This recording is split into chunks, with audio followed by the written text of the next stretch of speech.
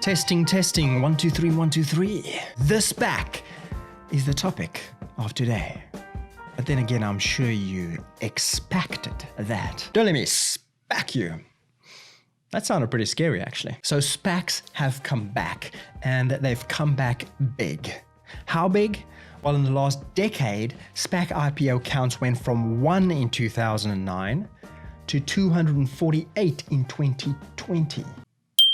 And over the same period raised 36 million back in 2009 and a whopping 83 billion in 2020. Additionally, a new record was set in January 2021 by raising nearly 26 billion in proceeds in a single month. Hang on there, Andre.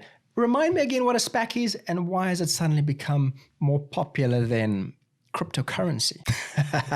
Good one. Definitely not more popular than cryptocurrency, but I'm glad you asked the question. Special purpose acquisition companies, or SPACs, are publicly traded shell companies, meaning they have no business or material assets other than cash, and created for the sole purpose of raising money through an IPO and then later using the proceeds from that IPO to merge with or acquire one or more private operating companies. So it's this whole idea of first raising the money and then going after and searching for that private operating company to merge with or acquire that has led to it often being referred to as blank check companies. So this non-traditional way of taking a private company public has a lot of advantages for both the target sellers and the SPAC investors.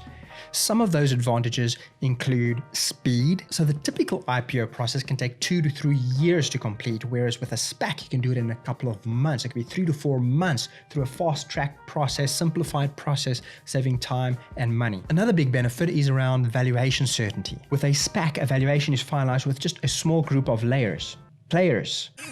Valuation is finalized with a small group of players behind closed doors before a deal is announced, as opposed to a traditional IPO. Pricing can change right up until the night before the shares start trading. Another benefit is management expertise. SPACs can also offer a highly experienced leadership team, referred to as the sponsors of the SPAC, with a deep understanding of the complexities around the filing process and the future requirements as a public company.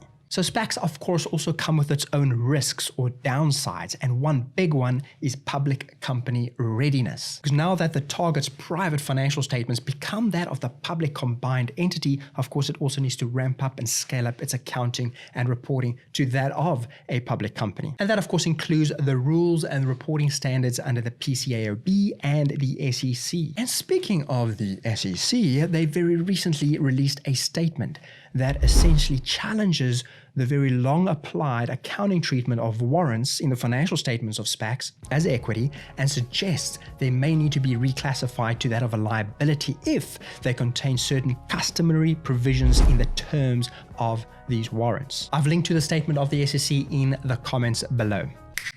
Speaking of the world of accounting, audit, and reporting, today's video is brought to you by the one and only SAPRO. SAPRO provides specialized audit seniors and managers custom trained when you need them. Why not turn your busy season into easy season? Link in the comments to schedule a call or to learn more. Thank you so much for watching. Smash that like button if you haven't done so already. Leave a comment if that is something that you're into. And I will see you in the next one.